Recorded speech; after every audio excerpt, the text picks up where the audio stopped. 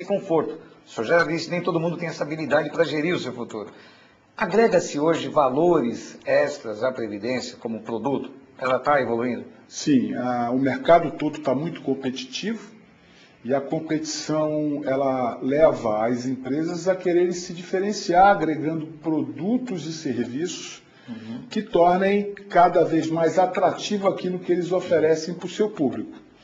Eu costumo dizer que uma das características fundamentais, que às vezes são pouco exploradas no plano de previdência, é a capacidade que a pessoa tem dentro de um único investimento, ela poder se mobilizar para uma posição mais arrojada com ações ou para uma posição mais conservadora em renda fixa, de acordo com o cenário econômico que estiver vivendo, de formas a poder surfar aproveitando as melhores oportunidades de mercado, podendo rentabilizar melhor as suas reservas. Isso só é feito com empresa séria, que oferece bons produtos, que deixe muita informação, comunique bem com os seus clientes, para que ele possa sentir e saber qual é o melhor momento que ele possa mudar de uma posição para outra, rentabilizando mais as suas reservas. Muito bom. Agradeço, então, novamente, em nome do Sindicato dos Economistas do Estado de São Paulo, a sua presença aqui, doutor Lúcio Flávio de Oliveira, diretor-presidente do Bradesco Vida e Previdência. Volte sempre ao nosso programa. Obrigado, Wagner, obrigado ao programa aí, espero que eu tenha colaborado aí com os seus telespectadores. Muito obrigado. Maravilha.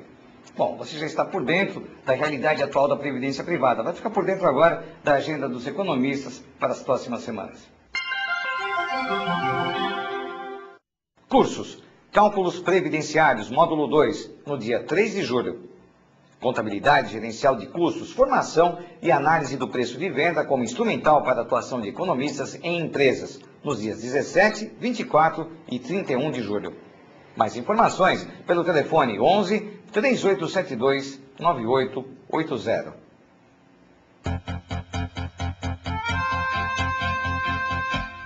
E nós vamos terminar esse nosso programa de hoje sobre aposentadoria, falando um pouquinho sobre o lado comportamental da coisa. Porque a aposentadoria está ligada a uma série de procedimentos que a pessoa deve fazer a vida inteira, não apenas na hora em que ela pensa em se aposentar. E para tratar desse tema, nós vamos conversar com o professor Luiz Jurandir Simões Araújo, ele que é um professor da USP. Tudo bem, professor? Tudo ótimo. Muito obrigado por ter vindo aí em nome do Sindicato dos Economistas, agradeço a sua presença. É um prazer estar aqui porque é um tema muito importante para a educação da população. Ainda mais num país como o nosso que está envelhecendo, não é, professor? Com certeza, com certeza. Muito bem. A gente sabe que a aposentadoria, seja ela privada, seja ela oficial, envolve cálculos, envolve aquela palavrinha difícil, cálculos atuariais. Né?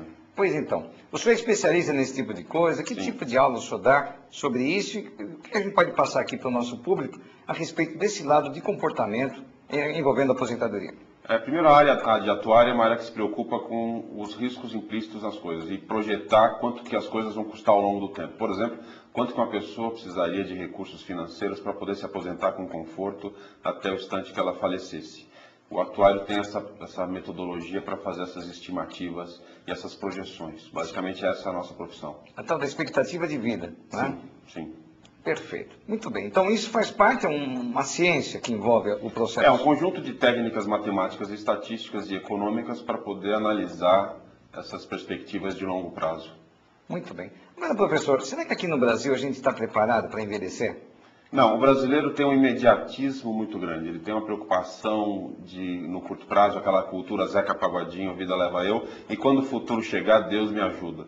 Nós não temos essa tradição de planejamento que outras culturas têm, os asiáticos, os europeus, porque a nossa estabilização econômica é muito recente. Foi de 94 para cá que teve a estabilização e o planejamento de longo prazo começou a se desenvolver na cabeça das pessoas. Então, é um processo lento, é um processo difícil, porque é um processo que envolve mudanças de comportamento, mudança de atitude. As pessoas têm que parar de acreditar em frases mágicas, que o político vai fazer ela ganhar mais dinheiro na aposentadoria, porque não vai. As aposentadorias não vão subir muito seus valores, porque não dá. Em 2050, por exemplo, estima-se para cada 3 pessoas trabalhando, vai ter um aposentado. E como essas pessoas que trabalham aqui vão pagar a aposentadoria do aposentado, não há como os valores das aposentadorias subirem muito. Então não adianta acreditar em coisas mágicas, que elas não acontecerão. Por exemplo, hoje as pessoas estão vivendo 80, 90 anos, é muito frequente isso. Sim. E doenças que até então não eram muito conhecidas, o mal de Alzheimer, por exemplo. Com certeza. Está pegando muita gente. Sim. e cada vez mais cedo. Infelizmente, a ciência está tentando achar uma solução, mas e acaba gerando um problema financeiro também, porque é um tratamento caro, as pessoas acabam tendo que se internar e viver em casas especializadas. Esse é um fator também que deve ser levado em conta, não é? Com certeza. As pessoas têm que entender que a vida é um processo, e é um processo longo que tem uma série de recorrências que nós já conseguimos antecipar. Por exemplo, uma mulher com 70 anos tem uma fragilidade óssea maior. Então, se ela tropeça e cai, ela vai ter um gasto médico enorme, ela vai ter consequências fisioterapêuticas muito graves para ela. Então, ela já tem como colocar isso no seu planejamento, pensar na sua casa, no tapetinho que não escorrega, já pensar num piso que não seja tão perigoso, uma escada que seja planejada. Mas, infelizmente, se você for nas casas hoje, não tem nenhum planejamento, as escadas são, os ângulos e os comprimentos dos degraus são muito ruins. Então, o brasileiro ele não planeja as coisas pensando nesse processo natural da vida, porque a vida virá e as consequências já são previsíveis. Bom, planejamento familiar, quando se falava nisso há algum tempo, é a questão de quantos filhos ter. Sim. Hoje não, é de quanto vai se viver. Exatamente. E Mudou. as expectativas são muito altas de vida. 75, 85, 90 anos. E as pessoas vão ter que... E o número de filhos é muito pequeno. Então, portanto, os filhos não vão ter condição de cuidar dos pais. E tem filho casando muito tarde, nem casando. Nem casando. Então, é comum hoje, muito né? Comum. É muito comum os idosos não terem netos ou ter só um neto. E eu só tenho um filho ou dois. Então, o próprio idoso vai ter que gerenciar sua aposentadoria para conseguir sobreviver até o final. Bom, na Europa, chegou-se também a essa condição. Eu me lembro quando eu estudava, segundo grau, hoje mudou de nome, mas no tempo do segundo grau, falava-se muito que o Brasil é um país jovem, e que a Europa, o velho continente, está aí. Sim. Não é? Agora isso mudou, não é, professor? Nós estamos também entrando nesse ciclo. Já começou. Já estamos entrando nesse ciclo? Não estamos no mesmo patamar europeu, mas estamos envelhecendo. E ainda temos uma população, na sua maioria jovem, mas o processo de envelhecimento, porque está nascendo bem menos, né, é um processo inexorável. E para que a sociedade se estabilize, crie condições de bem-estar social, não dá para ter 5, 6 filhos por mulher. Vai ter que ser uma média menor, que já está bem menor que isso. E, portanto, a estabilidade exigirá comportamentos diferentes nossos. Agora, o senhor tocou no ponto, comportamento. O que é possível fazer desde já, a curto prazo, mesmo porque isso aí é um nó, é uma coisa grande, é uma coisa que envolve muitos fatores. Mas o que cada um de nós pode já tentar fazer no seu dia a dia para mudar essa falta de cultura do planejamento, que no Japão, por exemplo, é uma coisa naturalíssima? Coisa natural, exatamente. Por exemplo, quando você se esforça um pouco no curto prazo para estudar, para melhorar o seu capital intelectual, você está pensando no futuro. Você está prejudicando um pouco o seu presente, você está punindo alguns fins de semana, você está dormindo um pouco menos, mas você está construindo algo sólido que vai gerar um benefício lá na frente. O tipo do raciocínio positivo. Sim. Quando você, por exemplo, se preocupa com a sua saúde, você faz alguma atividade física, você está criando capital muscular para lá na frente você ser um idoso mais saudável. É muito normal no Monte Fuji você ver velhinhos de 85 anos subindo o Monte Fuji.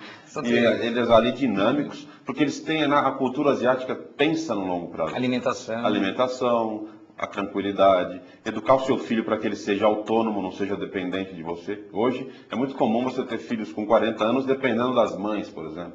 Então você está criando um problema lá na frente, porque uma hora ele vai ter que ser autônomo, porque você não vai estar mais perto dele para cuidar dele. Então, estimule a autonomia dos seus filhos, estimule o capital intelectual para que eles construam seus próprios caminhos e não fica aquela história clássica, fazer os puxadinhos, faz um puxadinho aqui, as famílias vão vivendo todo mundo junto, naquele conflito enorme e ninguém constrói nada, porque eles não planejam, não poupam, não desenvolvem mecanismos de médio e longo prazo.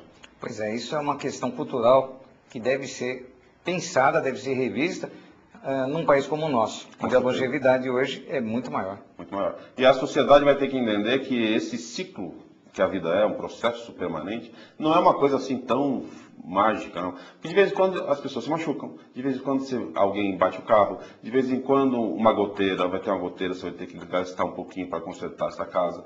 Os problemas que acontecem...